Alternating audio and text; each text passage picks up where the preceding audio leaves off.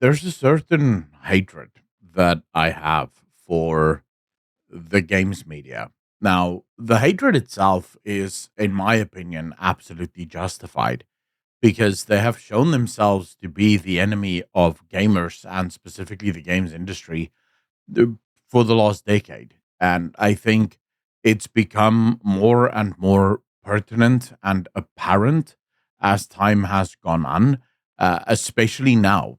For the last 2.5 years, really, we have truly seen the games industry sort of amp up its insane pretense, from people like Paul Tassi and Jason Schreier pretending as if wokeness has nothing to do with the failure of video games, even when all of their woke video games continuously crash and burn. Now, I'm not suggesting that you have to sit there and say that it is only wokeness, because no one has ever made that argument. No one has ever said that games like Dragon Age the Veilguard only failed because of wokeness, but to not even acknowledge that wokeness probably played a massive role in its failure, that is just insanely dishonest. Hey, what's good, guys? Sorry to interrupt this. If I may ask that you just hit that subscribe button a little bit for science, I want to see if that actually helps the algorithms that go, hey, people might want to watch this. So please, thank you.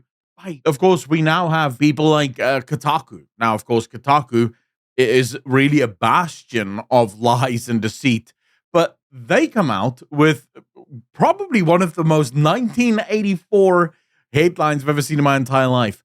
Borderlands 4 reveals $70 price tag, proving all the drama was for nothing. Now, Randy Pitchford made a similar post. The big news: no price increase for Borderlands 4. Standard edition launches not at $80, but at $69.99, $70. That's a price increase. Like, that's literally a price increase. Now, of course, I made a post about this where I literally said, that's a price increase of $10, mate. What are you talking about? The console Andes, or the peasants, obviously came out in force and basically said, the game was $70 on the PS5. The PS4 version was $60. The PC version of Borderlands 3 was also $60. So the argument, and I don't care what console peasants want to pay in terms of taxes. What I find interesting is the number of people that's willing to defend this, the number of gamers that, in a moment where gamers could really come together and actually push back and maybe even get that price lowered, right? There are gamers who just absolutely go, no, don't care. We want to pay more. In fact, it makes us happy to have to pay more. I want to be so clear. Stop the bullshit of inflation and all the rest of it. The only inflation that is actually real in the gaming industry is the inflation of stupidity, the inflation of bad management decisions, and the inflation of budgets. Not because those budgets have to be inflated, but because those budgets are reliant on DI hired staff that don't know how to do their jobs, and then you end up with 300-400 people having to make a game. If anything, the AA and the AAA industry is proving to us that you don't need major budgets, big teams to make big, amazing games. These games are consistently being made by smaller and smaller teams. You now have Larian Studios, by the way, not hiring any new people, but working on 2 games rather than just one, because literally that reason. Because of technology and technological advancements, they can now make the same games as Baldur's Gate 3 with less people. You no longer need that many people. You have advancements in terms, like, okay, let's just quickly talk about what is the one thing that drives up the price of gaming. It's hyper-realistic graphics, because you need mocap, you need the mocap engines, the domes, the sort of animations and stuff around it. But if anything, you have Clear Obscure Expedition 33 proving that you can do mocap for a fraction of the price. Because of how far mobile technology has come, you can now do all of that with just mobile phones, right? So they were able to do what would cost normally millions, if not tens of millions of dollars, for a fraction of it. So the idea that and also Borderlands 3 isn't an ultra-realistic game, or Borderlands 4 rather.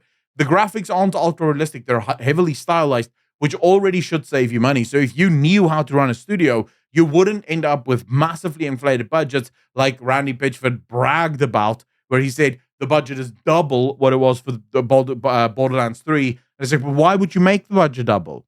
Why do you think that is indicative of a quality increase? Because Ubisoft has had quadruple A video games at $500-600 million budgets that were dog shit. So a bigger budget means nothing in terms of quality. Of course, Kotaku celebrates this, but it's not. And I realize normally for the algorithm, you don't want to skip from one topic to the next. But since I don't want to make 2 videos on this, because this really is just about how scumbag the media is, we have to talk about Stellar Blade's review. So Stellar Blade gets a review, 68. This is a reminder that PC Gamer gave Dragon Age the Veilguard a 9. But Stellar Blade gets a 68. Now, Stellar Blade has had phenomenal success, by the way. It's already sold well over 3 million copies. It is boosting 192,000 peak players, 170 24-hour peak. This weekend is probably going to be even bigger.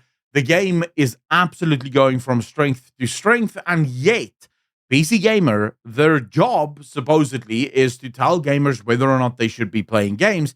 But PC Gamer gives the game, well, 3 entire passages where the author of this article complains about the over-sexualization of Eve within the game, and then tries to sort of weirdly connect it to other characters in the game that sort of doesn't acknowledge how sexy or cool Eve is in any way, shape, or form. So I did some digging, and I said, okay, who is this Molly Taylor that wrote this article? Well, Molly Taylor is more than happy to goon over GTA 5 and Lucia and the other, the main guy. I don't know who the main guy is. I can't remember his name now. But over Lucia and how Jason, sorry, that's the one, and their relationship and how steamy it got in the cinematic. Also, more than happy to write about Nikkei, the other game from Shift Up, and how Dave the Diver is now part of the boobs and butt game.